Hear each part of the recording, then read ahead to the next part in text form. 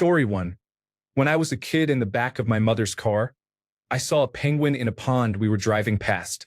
A penguin was sitting in the pond looking very out of place. My mother was watching the road, and my brother was on the opposite side of the car. I pointed it out, but by the time I got their attention, we had passed and the penguin was no longer in sight. My mother and brother did not believe me. Later that day, we were watching the news and they were talking about a missing penguin. Somehow, they did not connect the dots and must have forgotten I mentioned a penguin earlier that day, because when I pointed it out, they still did not believe I had seen a penguin. I am convinced to this day that I saw the escaped penguin, but I have zero proof. Story 2. One of my childhood friends stole a rare collectible trading card. No one else could have possibly done it. He had a habit of stealing small things. He was mad at me the day before it disappeared and had been at my house. When I accused him, rather than say he didn't do it, he made up an overly complex story about how my parents always left the back door unlocked, how I was bragging loudly about it at lunch, and that any kid from town could have biked over to steal it. Story 3. I watched ball lightning bounce down my road. My mother saw the light from it and came running from the kitchen to the yard. We lived on a rock and tar road, and you could see the melted marks where it bounced. Story 4. When I was little, I was playing outside with my cousins at my aunt's house, and we saw a man peeking into a neighbor's windows. We shouted, "It's the BTK killer!" The man turned, looked at us, and quickly walked away. We ran back into my aunt's house and announced that we had just seen the BTK killer. Everyone dismissed it because we were young and in Wichita, Kansas. He was like our boogeyman. For those unfamiliar with true crime, he was a serial killer. When they caught him years later, I jumped out of my chair when they showed his face on the news. It was the same man we had seen peeping. The neighborhood where my aunt lived was one he had struck before as well. I'll never be able to prove that it was actually him, but even my aunt was convinced because my cousins and I had described the man to her. He looked a lot like my uncle and our description was accurate. Story 5. I was casually listening to news radio while doing the dishes at home. I thought I heard that Jackass star Ryan Dunn had passed away in an automobile accident. I stopped what I was doing and looked into it on Google. I felt like I was going crazy as there was no such news. A month later, he passed away in a horrible automobile accident. I would have sworn on my life I heard that on the radio that day. Story 6. My brother and I once met each other in a dream when we were kids, around 8 and 10 years old, or maybe a bit older. I remember being in a Matrix-like, completely white area that is the construct from the movie. I saw only him there and asked what he was doing. He said he didn't know or something to that effect. I then woke up, ran to his room, and he was also just waking up.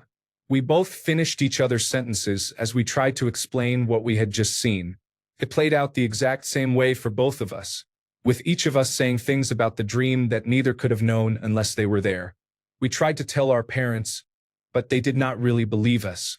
It never happened again, but to this day, I am convinced it happened or that it was an astronomical coincidence, one or the other. Story 7. A friend of ours, who we see often, and is a very nice person, stole a bag of dog food from our garage. We had just gotten the bag the day before she came over. It is not like she was going through some financial crisis that we know of. It was really strange to come to the inescapable conclusion that, yes, she took it.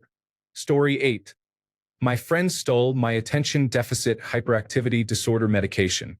I asked her if she had seen them, and she said I probably lost them because I am always losing things. The thing is, I never lose my medication. It is the only thing I do not lose because it only ever stays in my purse or on my countertop. After my medication went missing one more time, I decided to never allow her back in my house again. She has not asked why she has not been invited over in a while. Story 9. When I was 16, I had an abusive older boyfriend. One night he came home drunk and headbutted me, giving me 2 slightly blackened eyes. A week later he went to a nightclub and was approached by a guy who said, "Are you John Smith?" He said yes, and the guy said, "This is for Tonithesmal," and punched him in the face, giving him a bloody nose and 2 slightly blackened eyes. Couldn't believe it. I had no idea who would have done that for me, but it seemed kind of cool. I called the mystery guy my ninja avenger. A few years later, I was with an extremely controlling guy.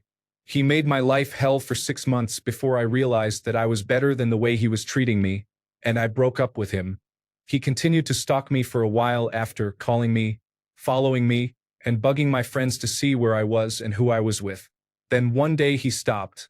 I was so relieved, and I mentioned it to a mutual friend we had, who then told me my ex had been approached in a nightclub by some random dude who punched him on my behalf. I was shocked. I would never ask anyone to defend me like that and wasn't sure I knew anyone who would do that anyway. Then I remembered my ninja avenger. I had no idea who it could have been, and part of me didn't even believe it was real. Fast forward a few more years and I had a boyfriend who I had been with on and off since I was in school. I actually suspected that he might have been the ninja avenger, but he denied it. I finally cut ties with him for good after he showed jealousy over my toddler son. He asked if he really needed to be around all the time, and I was like, yes, he is my child. A couple of months later, this ex went to a music festival with my brother. They were good friends. And I got a call in the early hours of the morning from my brother asking what I had done. I was so confused and thought he must have just been drunk. I wasn't, even at that festival. They came back, and my brother came to see me to seriously ask if I had sent someone to go after my ex at the festival, which I obviously denied. I was through with that guy, and that was that. He hadn't even upset me as much as disappointed me, so why would I want anything bad to happen to him? Well, it turns out that some random dude had approached them and asked which one was John Doe, and when my ex said it was him, he got punched in the face.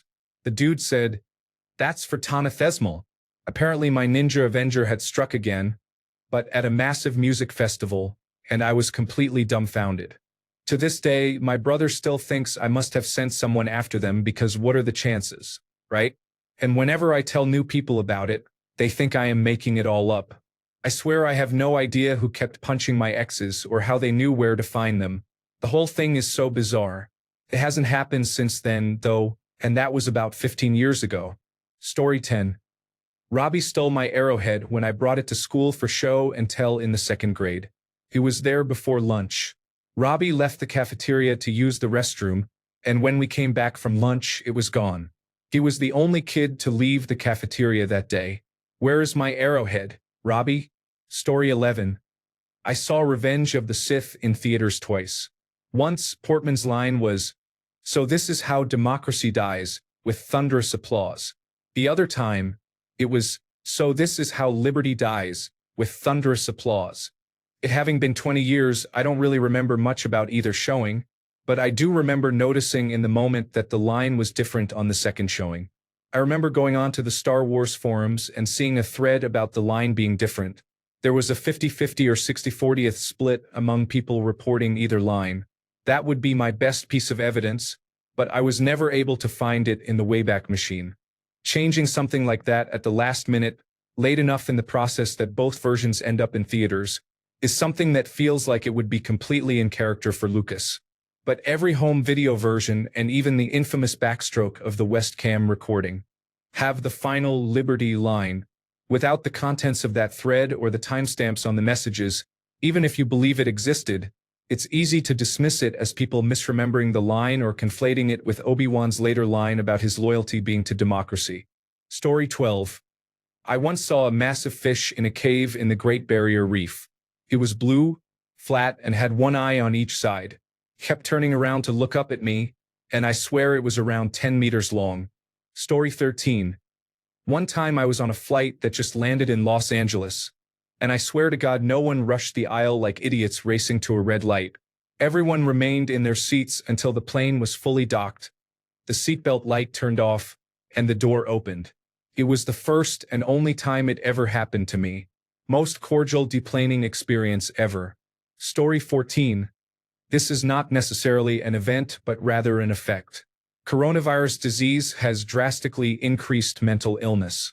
Story 15. Michael Jordan leaving basketball in his prime at 30 to try playing baseball, only to return to the National Basketball Association a year later, was definitely some form of hidden suspension related to gambling. Story 16. As a kid, I saw a butterfly stuck in some snail or slug slime. I pulled it out and left it in the sun to warm up, then carried on playing outside. About 10 minutes later, I saw the butterfly fly over to me, circle around me twice, and then fly away. Story 17. Mine is more personal than everyone else's, but it perplexed and enraged me for a while when it happened. My ex definitely cheated. The only proof I ever actually got was finding someone's contact lenses under our bed. 2 pairs, just sitting there in a row. No one we knew wore contact lenses, or at least no one I knew did. Our room was our son's nursery as well. We had just emptied the room and shampooed the carpets a couple of months prior to this. There were definitely no contact lenses on the carpet then. I made the mistake of confronting him before I could take pictures, so he threw them away and told me I was imagining things. Sometimes I feel like being petty and posting on Facebook. I hardly even use Facebook anymore. Saying, "So now that we're all grown, who put their contact lenses under the bed at Alex's house in 2015? I'm just curious who it was at this point. I left him in 2018. Story 18. That DB Cooper survived the jump and used some of the money to create a website to taunt the Federal Bureau of Investigation. Story 19. I did not soil my grandmother's tub. I do not care if it had to be my grandfather. If it was not me, it was not me. Story 20. Scott had no concrete plans for the long-running story of Five Nights at Freddy's and improvised as he went. Depending on popular fan theories that developed from random elements he included to see what resonated. Why are there so many unexplained aspects in the lore that still do not make sense? Because they never made sense. They were never a solidified part of an existing story. Essentially, he was throwing out small hints here and there to see what the community latched onto and then building from that. Story 21. I was mugged and knocked out. About 12 years ago, I left a concert with my friend. He said he was going to use the restroom and would be right back. The next thing I remember is waking up on a couch that was not mine and being informed that the police were on the way. I had a hematoma on the side of my head and mud all over my clothes, which I somehow remembered to take off before lying down. You might think I was drunk and fell, but all the money in my wallet and my cell phone were missing, so that did not add up. I would never willingly leave my friend, especially since he was staying the night with me from out of town. He ended up sleeping in his car in my driveway because I obviously never made it home. I received a trespassing charge, but the owner chose not to pursue it when we went to court. I am grateful for that. Story 22. I was playing pool in my friend's basement in high school and somehow I hit the cue ball into the two so hard it bounced off the back wall opposite me, shot up into the air, and landed in the pocket right in front of me. Story 23. A treehouse moved. One friend knows this because he saw that an entire treehouse and tree were located in a different area. One day it was in one spot, the next day in another. If I tell anyone else, I think I would get a nice grippy sock vacation. Story 24. Sinbad told me off for throwing acorns. I was at my great-grandmother's house, throwing acorns in the street while he was driving. He popped his head out of the rear window and shook his finger at me. Story 25. I live in a boarding school. A few years ago, I woke up in the middle of the night to go to the bathroom. I went, did what I needed to do, and went to wash my hands. The basins were in a different room. There was a strange smell and a thin layer of smoke. Just below the ceiling, I heard a hissing noise coming from one of the showers. I checked it out and found a burning stool. We keep stools in the showers as shelves for our cosmetics. I panicked and ran to get one of the supervisors. Together, we put out the fire. The next day, they locked me in the office with 2 police officers, the principal, the school psychologist, and the dormitory manager. They accused me of lighting the stool on fire and threatened to take me to court and impose severe consequences if I did not confess. All the adults were against me, determined to misinterpret everything I said. But I kept telling them the truth. When I went to the bathroom, the stool was already on fire. They questioned me for about 2 hours. They even called my dad and told him I was responsible. The worst part was when they said if I found the actual perpetrator, I would no longer be in trouble. After that, they released me and told me not to leave the school until the end of the week. I called my parents, told them everything, and they came to pick me up. I returned the next week. Somehow, they had no proof I did it. Nobody said anything or apologized. I learned they had to blame someone or the school would be in trouble. They needed to find a guilty person to close the case. To this day, everyone but my mother believes I did it. There were no cameras in the bathroom, so I can't prove my innocence. It is very frustrating. Sorry if this sounds unbelievable. Unfortunately, I really did have to go through this. Story 26. This happened years ago. I have a much younger cousin, separated by about 10 to 12 years. Ever since he was a tiny toddler, he would wander into my room whenever he visited and play with things there. Nothing malicious, I just kept toys, Legos, and other childhood items in closets that he would mess around with, then quickly get bored and move elsewhere. He never took anything. One day, when he was a little older, he went into my room when I was not home and really dug through my things. He found a good portion of my Pokemon trading card game collection, including many first editions and holographic cards. They were worth a lot of money. He took them. I know this because I came home to find them missing. I asked my parents, and they told me that he had been in my room earlier and asked if he could play with some of my cards, which they allowed because they didn't realize I would mind. When I confronted my aunt and said he was being taught that it is okay to take others' property without asking, which is not acceptable even for family, she became indignant with me for accusing the child of stealing and for not being generous enough to share things I don't use anymore with my cousin. It is a kid thing and I am an adult, right? She allowed her child, who was old enough to understand what he was doing, to take advantage of the leeway and take thousands of dollars worth of my belongings because he was entitled to them, I guess. I never got the cards back, and I cannot prove he took them, but I know he did. Story 27. I was driving home one day from college and saw a big striped cat run across the street from a creek to the other side. I live in Texas and people have big cats here, such as tigers. I was convinced I saw something.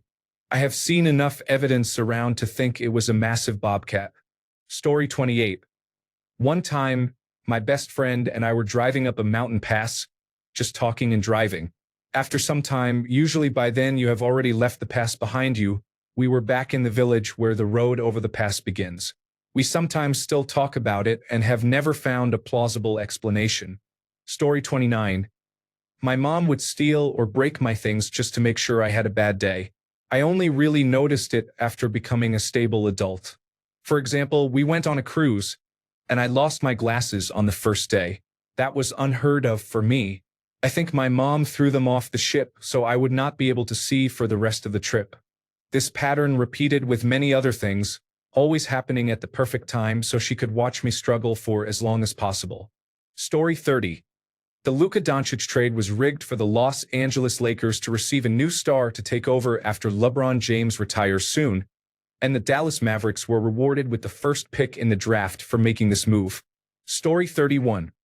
I am absolutely certain my friend accidentally passed gas when we were at a sports bar on Friday night. We were outside in the smoking area chatting when he let out a very quiet but wet-sounding fart. He immediately ran to the bathroom, and I am pretty sure he did because a bit of feces had just leaked, and he did not want to ruin his new jeans. Story 32. When I was 7 years old in 2010, the United States Navy almost landed a Super Hornet on the same runway that my father's 2004 Nissan Altima was driving down. My uncle had invited us to watch a naval pilot training exercise where they would land and then immediately take off again, possibly called it touch and go. But I am not certain. We were leaving because, according to my uncle, they were taking a break. They were not taking a break. We heard a very loud boom, and my stepmother received a text from my uncle explaining there was a miscommunication and they told the pilot to break the sound barrier instead. I am sure there is a record of this incident in Virginia Beach, but I do not have access to the record, nor do I know anyone who does. Story 33. I have a memory from when I was 3 or 4 years old, around 1975 or 1976, of sneaking out of my bedroom one evening when I was supposed to be asleep. I found my parents standing by an open window, looking at the night sky. I came up behind them and looked through the window, seeing that all the stars in the night sky were blood red. My parents were talking about how strange it was and wondering why it was happening. Years later, they had no memory of it when I told them the story. I looked it up much later and found no evidence of anyone else having seen it. I have considered many reasons why it might have happened. We did not live in an area affected by wildfires, so it was not smoke or anything similar. Nothing makes sense. I cannot prove it happened, but it is such a strong and clear memory that it stands out even today, more than 50 years later. Story 34. The ghost of the former owner of the grocery store where I work, who died a few years ago, walked into the employee-only section of the store. He asked me if Marcia, the ex-manager, was around, then walked inside his former office and vanished. No one believes me, but I will swear by this forever. Story 35. I'm atheist. I grew up Catholic, but we weren't really a practicing family.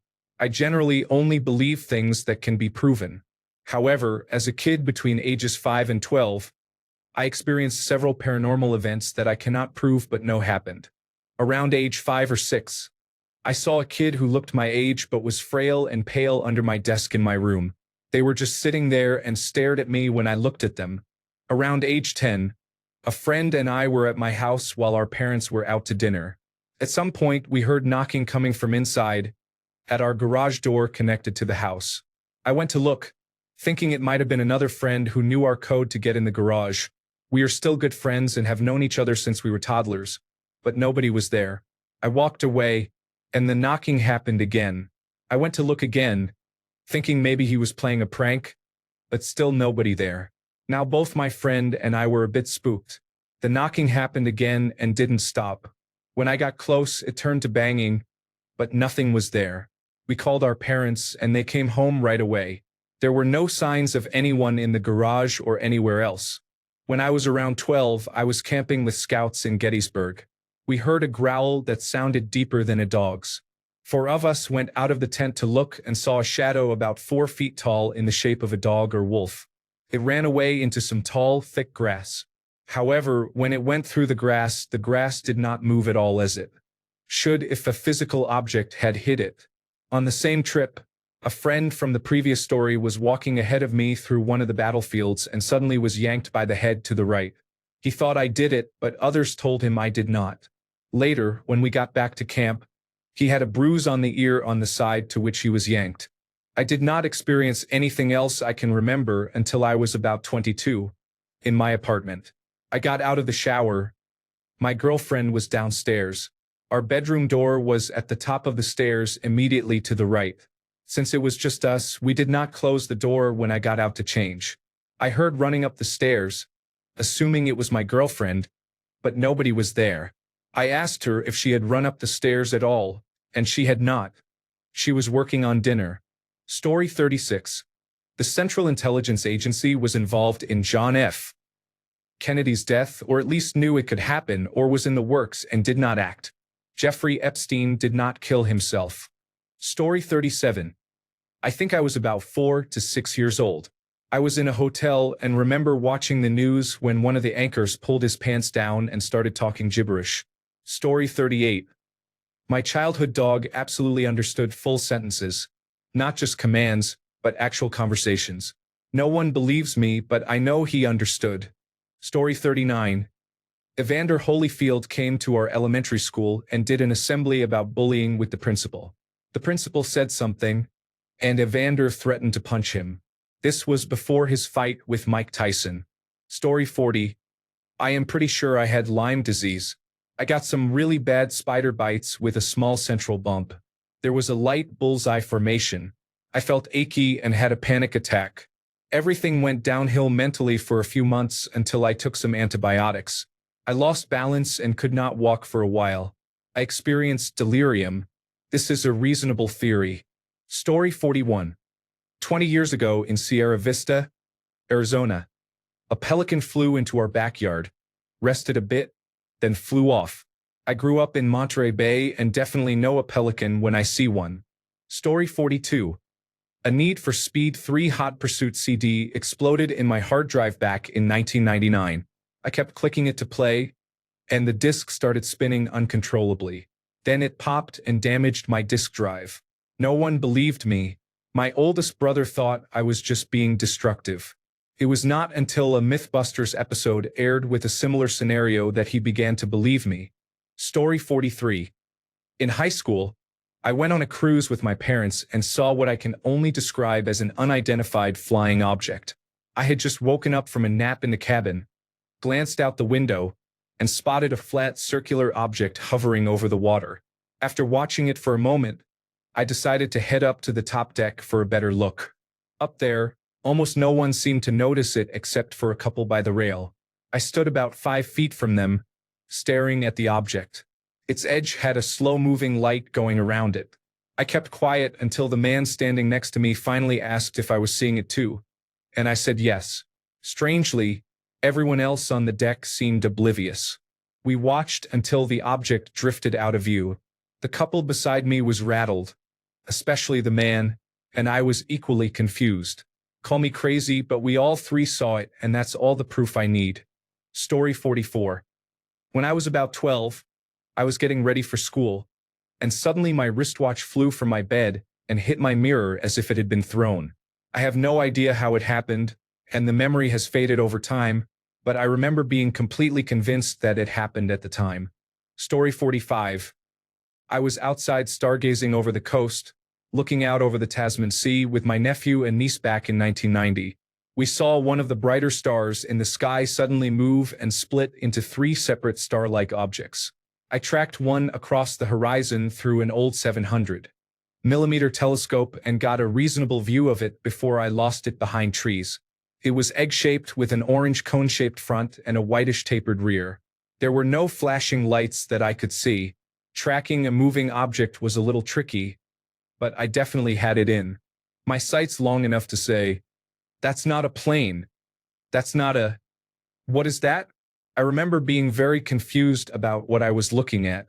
The second one went straight up, and we lost sight of it as it just got fainter and fainter. It only occurred to me much later that it must have been traveling extremely fast to climb until we couldn't see it anymore. The third one went right at horizon level and eventually disappeared behind a hill. The whole experience was one of the strangest things I have ever seen, and I can't explain what we all saw that night. Story 46. Before my uncle passed away, my family and I holidayed with him, my aunt, my grandmother's sister, and a couple of friends from America. My uncle had severe depression and was known to be suicidal. He would often be seen staring blankly at the wall, and you could tell he was a lost soul. One time, while we were eating in a pub during the last days of the holiday, I was chatting with him. He didn't say much, but I got more of a conversation out of him than usual. I swear I saw a tiny flicker of a smile on his face, as if he had been enjoying the extra company. It gives some comfort to think that we might have given him a little bit of happiness before he passed away during the pandemic.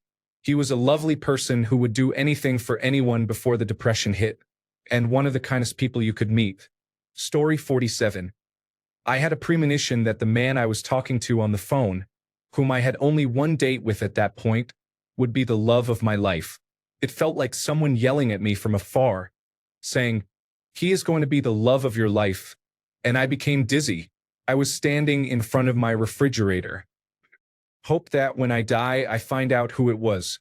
Felt like someone from beyond. Was it his father, who had passed away the year before? I do not know, but I decided to give the quiet, introverted, sweet man a chance, and we have been married for over 20 years. He is the best thing that has ever happened to me. Story 48.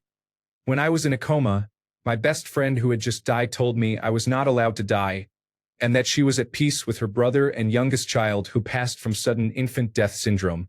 She told me their names, which I was unable to remember before this, and to this day, I know that she is okay and is with them. Keep in mind, I am a Christian and did not believe in things like this, but now I do. They said I had zero brain activity and would be brain dead if I woke up. 5 years later, I am a mom, I work 2 jobs, and I am working on my Bachelor of Social Work, starting at a 4-year university next month. She was right, and she is still with me in my dreams to this day. Story 49. My mother threw hot gravy on me when I was 4 years old. She says she never did it, but I absolutely remember the incident and the chaos that happened afterward. Story 50. The closest to a ghost story or paranormal encounter I have ever had happened when I was about 10 years old. My sisters and I used to all sleep in the same room for Christmas. On Christmas Eve, I had just gone into my sister's room to grab a blanket. I swear to you, I saw one of those fairies, but with the most terrifying face and teeth. It was floating and knocked on the window 3 times. I did not get a wink of sleep, and it ruined my Christmas. Everyone in the house thought I was imagining things, but to this day, I have no idea what happened. It looked like a fairy crossed with a demon. It knocked 3 times, about 6 seconds in total. I saw this thing and still wonder about it sometimes. Story 51. My sister and I saw 3 children get out of the driver's seat at an interstate gas station and rest stop. No adults were in the car at all. Just Huey, Dewey, and Louie, no older than 7 and shorter than 4 feet tall, all controlling one part of the driving. Story 52. I was in a car as a passenger. It was raining slightly, and just before the bridge, there was a rainbow. We could actually see the end of it.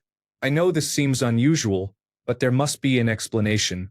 My girlfriend saw it too, and we were both instantly amazed. Story 53. Pardon the yelling, but I need to say how crazy this sounds even to me. In 2008, I started dating the man I would marry the following year. When I stayed over, I would wake up as the sun was coming up, flooding the bedroom through the window. I would occasionally look out of the window, which faces northeast, so the sun would progress to the right and upward. I would watch it creep up, marking progress by particular trees and the position on the wall that was there instead of a fence. This is important. In 2010, the Chilean earthquake with a magnitude of 8.8 happened. My husband and I discussed it as the tragedy it was, and we talked about how big and scary it must have been. Not long afterward, I began to think I might be nuts. The sun was rising in a different place along the back of the yard. It was farther to the right by a good bit. I do not know anything about degrees, so I cannot say anything about that. But it was by a good 15 feet. My husband never really notices these things, so he neither agrees nor disagrees. It is just a really weird thing that I have been pondering for 15 years now. Sometimes it drives me crazy, but mostly it is just background noise. Story 54. While taking a closed-book law school examination, the person behind me went to the bathroom about 15 to 20 times over the course of a few hours. Every time they came back, I would hear furious scribbling for a few minutes before the next break. Now I cannot get that memory out of my head whenever I see their face anywhere. Story 55. My longtime friend ended up in prison because he angered someone, and I wish I could prove who I suspect it was. A series of both small and large incidents stacked up over 3 years to get him railroaded toward a predetermined outcome. He and his wife had reported the actual perpetrator, but authorities claimed nothing could be done until that person committed the same crime again and was caught in the act. Only then was he finally jailed. Ironically, several people who had also reported him and were told nothing could be done have since faced legal trouble themselves. I have to be vague, but the whole experience shattered any faith I had in the United States justice system. Story 56. 2 days ago, I attended a bachelor party and had the song Man-Eater stuck in my head. 3 minutes later, the song randomly started playing. The strange part is that I first listened to the song about a week ago. It was a weird coincidence. Story 57. I saw something in the sky. I have no idea what it was, but I know there is a rational explanation. It looked like a circle with a ring around it. It expanded to look like a long stretched-out heart, with a mirror image upside down beneath it. Then it blinked and disappeared. It was green and violet light. I am sure it was some unusual atmospheric phenomenon. The whole event lasted about 5 seconds. Story 58. I perfectly landed a bottle flip when no one was around. It was the cleanest flip of my life. It never happened again, and no one believes me. Story 59. I saw a mountain lion in downtown Minneapolis. I thought it was a huge dog at first, but no. No one believes me to this day. Story 60. We slipped into the most unfortunate timeline when they first activated the Large Hadron Collider at the European Organization for Nuclear Research. Story 61. When I was about 7 or 8 years old, I was playing dolls with my little sister. We also had a bread tag that we were using as a doll accessory. While we were playing, I was staring at the dolls, and she wasn't responding. I looked up to see what she was doing because she wasn't paying attention. Her eyes were fixed on the bread tag, and it appeared to be floating in the air. I just stood there, trying to process what I was seeing, watching my sister completely focused on the tag. My grandma came out from the kitchen. My sister broke eye contact. The tag dropped, and she just stared at her, absolutely stunned. She smiled at me, and we went back to playing. Story 62. I believe John F. Kennedy was indeed shot by Lee Harvey Oswald. However, I also believe there were people who knew of his intentions and encouraged him, then also did what they could to facilitate his plan. It is similar to the January 6th Capitol invasion. Skilled manipulators set the scene and then allowed others to do the dirty work. Story 63. When I was a kid, I was about to go to bed one night. I looked out the window and saw someone staring in from our garden. Just a shadowy figure carrying something large, staring right at me. But when I blinked, it suddenly was gone. My parents insisted I must have dreamed it, but I know I was awake. I don't believe in ghosts or anything like that, and men don't just disappear in the blink of an eye. So I don't know what I saw either. Maybe my mind was playing tricks after all. Still, it is one of those things that nobody believes when I tell them about it. Story 64. My first memory is a dream of our family moving house 2 years later. I remember telling my mom the next day that I remembered what we did the day before, and she said that was not what we did. It must have been a dream. I remember thinking about that dream before moving house because it was my first memory. 2 years later, we moved house on a 2-hour drive with a drugged cat that escaped its box and slept on my lap, and a bucket fish by my feet. Every part of my dream was correct, but I never saw the cat in the box in my dream. No one will ever believe me, and I have no way to prove my first memory was a dream of the future. Story 65. I worked as a forklift driver long ago in a busy warehouse. Occasionally, the warehouse director would come down to the shop floor to justify his wage and try to help out. This usually disrupted the workflow, gave everyone a headache, and ultimately caused something to be dropped. Afterwards, he would vanish in embarrassment and would not be seen for the rest of the day. During one of these times, I was lifting pallets to the second floor while the director was loading a truck using a pedestrian battery truck, which is a pump truck you stand on and drive. The man drove recklessly, never looking and expecting others to make way for him. As avasluviering my forks, he began reversing toward me at full speed. I could tell, even 5 seconds before, that he was going to collide with me. I barely had time to think before I raised the forks and hit the horn. He stopped inches from the inner part of the truck, the forks barely a foot above his head. If I had not raised the forks in time, he most likely would have been decapitated at worst or paralyzed at best. His response was a nervous little laugh before driving off. Story 66. Luke called me a pumpkinhead when I got off the swing in first grade. Miss P did not believe me because this boy was my best friend and the nicest kid in class. But he did. Luke, if you somehow read this, I remember.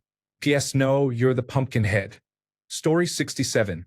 When I was a kid, my family went on vacation to Chattanooga, Tennessee, and stayed in the haunted Choo Choo Hotel. In the middle of the night, I woke up in my room. My parents were in a connecting room, and my sister and I were in our own. I was fully awake. I sat up, turned the light on, and realized I wanted a snack. I started to get up when I noticed the extremely clear shadow of a man on the wall of the hotel room. I froze in place and carefully looked around as my blood ran cold. The curtains were drawn on the window. There was no way anyone was outside casting that shadow. I looked at it and suddenly felt very sick. Then, it tilted its head and slid toward the door. I immediately collapsed on the bed and started freaking out. I can't describe it. My mom woke up and ran in, and I told her I saw a man on the wall. She, of course, told me I was dreaming. I am now 34 years old, and to this day, I will stand firmly by the fact that there was something in that hotel room. I have no idea what it was. I would actually love a logical explanation, but I know it was there. I was not in sleep paralysis. I was awake, actively moving and thinking, and didn't see it until I had sat up and started getting out of bed for a snack. I don't know what it was, but I know it was there, and I know that it wasn't something good. Story 68. JonBenet's brother did it. The flashlight hit happened because she ate his pineapple. From how her parents acted, the ransom note, and how the police were fine with it not being solved. Burke did it. They tried their best to stage something else and may have even gotten a fixer to help. Story 69. I was watching television one day when I was homesick from school. I was watching some kind of game show channel and randomly, it cut to a woman screaming about the quizmaster ruining her life. The channel then cut back to something apologizing for the interruption. I have never been able to find proof that this happened. I cannot even tell if it was a commercial that I did not understand. But I know this happened. Story 70. I once made someone's day by accident. They will never know it was me. I will never know it was them. But it happened. Story 71. The narrative of the Columbine shooting was changed. I remember when it happened, although I did not live there. Shortly after, the word was that the shooters had been bullied by other kids at school and by teachers too. The other day, I mentioned bullying as the reason, and people told me I was making that up. Sure enough, I can no longer find references to it being because they were bullied. Story 72. I was at the cinema with my friend and my father watching The Rookie, which was a terrible film. There was a section that repeated for around 5 seconds. My friend and I looked at each other, but no one else, including my father, noticed it. I asked a few other people after the film finished, and no one else noticed it either. Story 73. When I was a kid, my parents were having a barbecue, so there were plates of salad and other food items, all covered with cling film. A big, fat bluebottle fly was buzzing around my head, which I swatted, and I heard it hit one of the covered plates. I looked over at the noise and saw the fly stone cold dead. Inside the cling film on the plate it was swatted towards. The fly was so large and obvious that there was no chance it was already there unnoticed. The cling film was completely intact and still sealed. Story 74. Saw a gray fox hop up on my parents' fence in the middle of a Houston, Texas suburb and run away. I thought it was an oddly colored cat until I looked up its coat colors. I have never seen one before or after in the wild. No one in my family believes me. Story 75. I was talking to a girl from Russia or somewhere nearby, and she was supposed to come here to see me. Nothing happened, but some years later I was watching a show, and the episode was about sex trafficking. I am fairly sure that was her being interviewed, as she was set to arrive in Detroit, and this woman was kidnapped there. She looked and sounded just like her. Story 76. The assassination attempt on Donald Trump was staged. One shot at the president missed, followed by a spray of bullets into the crowd rather than trying again. After covering his ear, there is not even a single sign of injury a week later. Before the attempt, polls showed he was just losing, but after the attempt, he gained more support, allowing him to narrowly win. Story 77. I think there was no way they did not know Pearl Harbor was going to happen. There would have been plenty of warning signs, such as the takeover of Guam. Also, it just so happened that all of the newer, better ships left, and all of the older, less reliable ships stayed. There should have been a day or two of advance notice when they could not reach some of their territories. Just like the September 11th attacks, we immediately went to war, and the people supported it. Story 78. That one time I knew someone was lying to me even though I had no proof. My intuition screamed it, and a year later I found out I was right. Story 79. 2 movie ones. In the movie Safety Not Guaranteed, I saw it at the Seattle International Film Festival and the ending was different from the one you see now. I have looked everywhere and even saw the director talking about a different ending but saying it was never shown. The ending I saw first did not show a time machine. I saw the movie Dolores Claiborne when it came out in the United States shortly after I moved there. I swear I had seen it already on TV in England, Channel 4. I think it was 1993, so I am not certain of the channel, but I cannot find any mention of it anywhere. Nothing groundbreaking or earth-shattering, just those. Story 80. One day, my friends and I decided to mess around and summon some kind of spirit. We wrote words on a sheet of paper, said the necessary phrases, and opened the window, all according to a ritual we found in an old book. Nothing happened at first, but about an hour after my friends left, I noticed a strange smell. It was similar to the scent of very sweet mango. My mother smelled it too. Then I went into my room and saw that the sheet of paper was floating in the air, completely still, as if someone invisible was holding it and reading it. I stared at it for 2 seconds, and then I felt a very heavy gaze coming from the part of the room where the paper was. It was so intense that a shiver ran through my body, and I froze in fear and confusion. After about 5 seconds, the paper slowly floated down, the feeling of being watched disappeared, and the window slammed shut with a loud bang.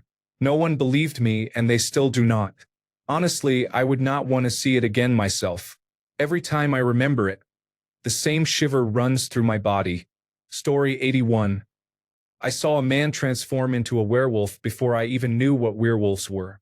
Once I discovered them, I developed a severe phobia of werewolves and full moons throughout my childhood. Story 82. I am not a religious person, but one time I was playing with my friends in kindergarten, and a man walked up to us. He had long brown hair, a beard, and was dressed very nicely. He had a great smile and a friendly face, looking exactly like the depictions of Jesus everyone knows. He turned to me and said, "Smile. My name. Smile and play, never stop playing." Then he walked away. I had never met the man in my life. I told my parents, but they did not make much of it. I kind of forgot about it. Some years later, around 10 or more, I was reminiscing with a friend about our childhood. That friend was present the day the man talked to me. I asked him, "Hey, do you remember that time in kindergarten when that man talked to me?" My friend said, "Yeah, he looked like Jesus." I said, "So it wasn't my imagination. So I kind of have proof, but only my friend and I remember it and cannot prove it. Feels kind of surreal." Story 83. Last September, a man broke into my parents' house while I was in the shower and forced me out at gunpoint. Then he made me help him find valuables. The thing is, I had a bad feeling before I got in the shower. My dad had knee surgery and had barely left the house in months. But only minutes after he left for an appointment, I got a horrible feeling. I was so spooked that I made sure my dad's handgun was loaded. I didn't even want to shower, but I was doing a conditioning treatment on my hair and my timer had gone off. I will never ignore that feeling of knowing again. Story 84. I was walking toward my office building on a very rainy and windy day. I was holding my umbrella when the wind picked up and lifted me off my feet for a few seconds. The only person who saw it happen has since passed away. Thanks a bunch for sticking around till the end of the video. Remember to subscribe, and until next time, stay awesome and goodbye.